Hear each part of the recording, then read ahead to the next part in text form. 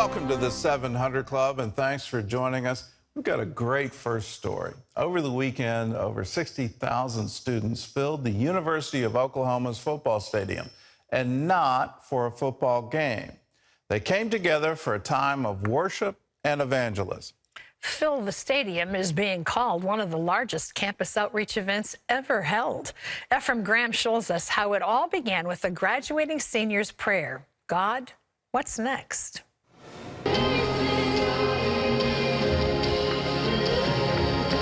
A sound is rising here in OKC, the Cinderella City.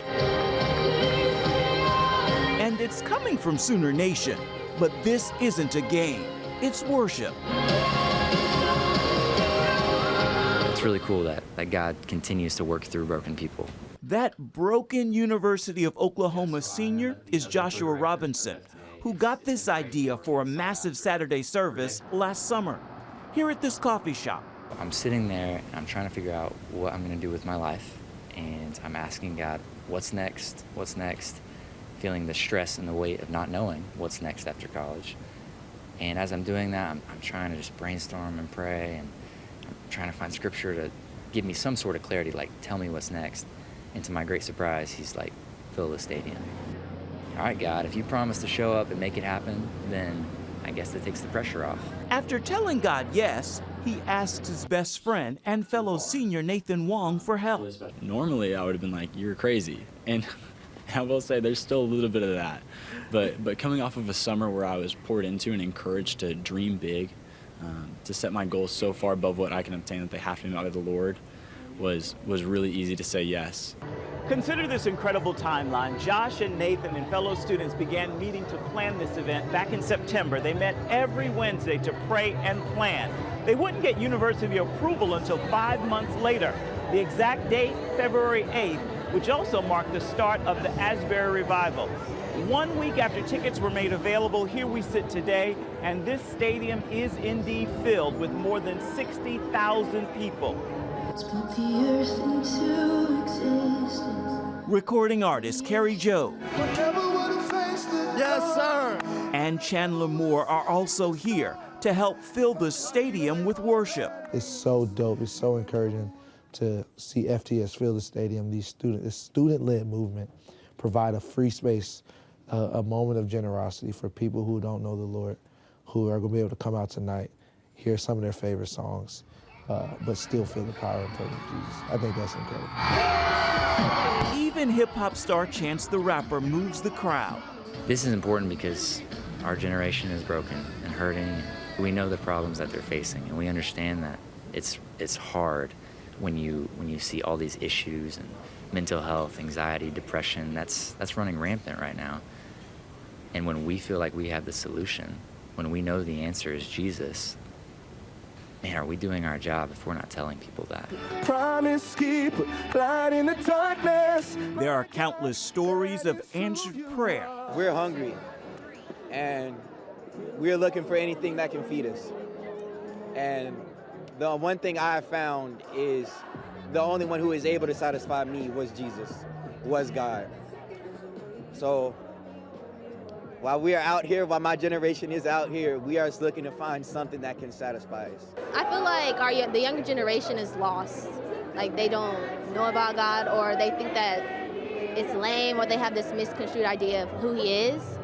So something like this is important because it shows that we're here. Like there is a generation that loves God too.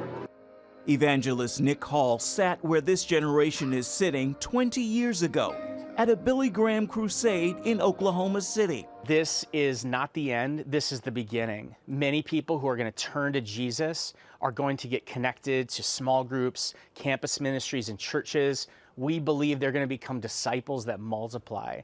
For the people coming that love Jesus and those that are watching on the live stream, I believe that this event is going to ignite faith across the nation and around the world. We are launching something called reachmycampus.com to come alongside people from any walk of life that wants to book a space, dream big. Ephraim Graham, CBN News, Oklahoma City, Oklahoma. Wonderful news, and it's very encouraging. I see this, and I see God at work, and I go, yay, this is wonderful for our nation, wonderful for this generation coming up. Let's keep preaching the good news. Let's keep telling people that if you ask God for an experience, if you ask Jesus to come into your heart, He can, He will, and He will change you. Christianity is a religion of revelation. It's not a religion where you study or you try to do good or anything like that.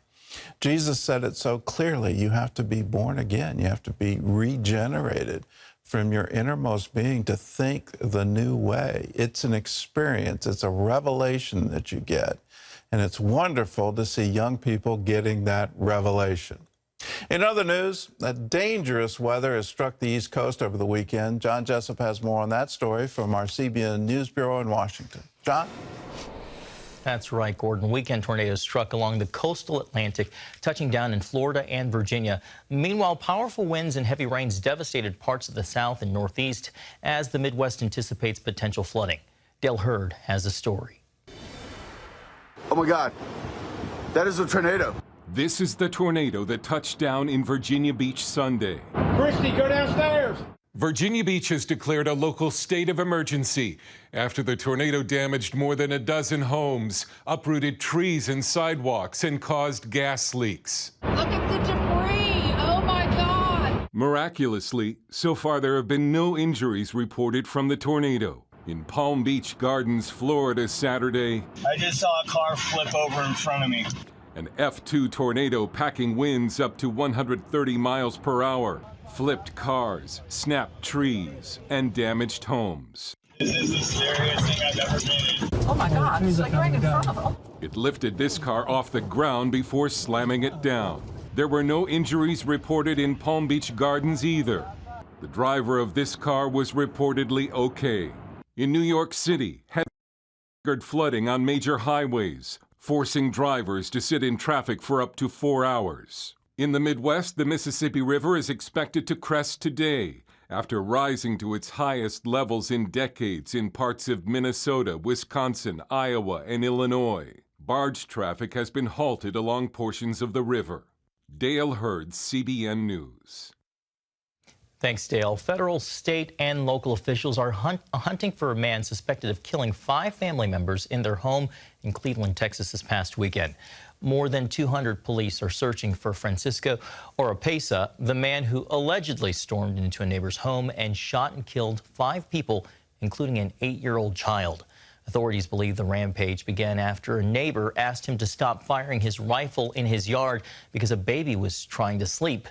Police say they have 0 leads as to his whereabouts, and there is an $80,000 reward for information leading to his capture. Well, turning to politics and the hot-button issue of abortion, a recent poll shows most Americans support abortion rights, but with significant restrictions. According to an NPR PBS NewsHour Marist National poll, 61% of Americans support a right to abortion, including a third of Republicans, while 37% of respondents said they opposed legalized abortion. 2/3 of the public back restrictions on abortion, saying it should be allowed at most only in the first 3 months of pregnancy. Well, one Mississippi couple is on a mission to save unborn babies by using an RV to bring pregnancy care to expectant mothers. They're helping women in some of America's poorest neighborhoods. CBN's Brody Carter shows us how they're seeking to transform the region. This is a mobile pregnancy center. It's ministering and sharing the gospel with women right here in the Mississippi Delta region. It's also sharing hope and compassion with those who would otherwise be hopeless. And at a certain point, we heard the Lord just say to us, "You do it." Guided by faith, Pastor Joseph Parker and his wife Bertie acted on that call and raised nearly $200,000 to purchase an RV for helping pregnant women in the Delta choose life over abortion. One of the priority goals, of course, is to share the gospel and to do discipleship work.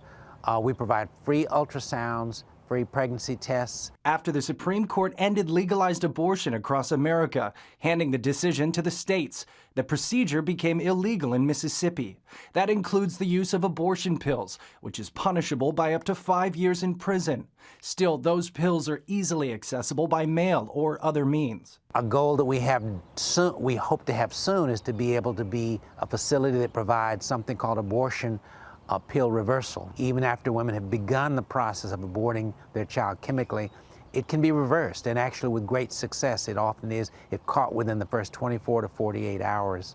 The Parkers and their RV joined ICU Mobile, which supports mobile pregnancy units serving more than 40 cities across 21 states. The organization's data shows 4 out of 5 women who enter an ICU mobile pregnancy unit will choose life.